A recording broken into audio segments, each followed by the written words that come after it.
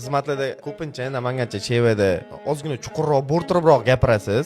Sheva bo'yicha muammo bormi?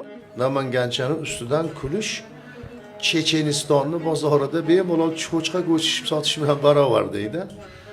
Chechenlar qo'ymaydi-ku cho'chqa go'sht kirgizishga ham, cho'chqa go'sht sotishga ham. Namanganlik ham xuddi shunaqa. Juda o'zimiz chetda tug'ilib fe'l-atvorimiz ham. Faqat men hech qachon tuhmat qilgan emasman. Borini rostdan ham odamlarimizdan bo'rttirmay chista talaffuz namangancha mayli, men namanganlik. Men namanganlikman, menga mana shunday qulaydi endi u yerdan masjidga chiqqandan keyin. Bemalol gapiraman. Keyin boshqa san'atkorlardan eshitib ko'rishgandan keyin namangancha ana ular tuhmat qildi haqiqiy. Bizning namangancha intellektimizda, namangancha haqiqiy shevamizni ana ular buzdi, eplay olmadi. Eplay olmadingmi, qilma. Ayniqsa boshqa shevalardagicha unchalik bo'rtirib chiqmasa, lekin namanganchani buzadigan bo'lsang, yaqol ajrab qoladi-da. To'g'ri. Xuddi oppoq qatiq ichiga ikki dona bir danakdek keladigan ko'mir solib qo'ygandek, shunday bilinib qoladi, ajrab qoladi-da.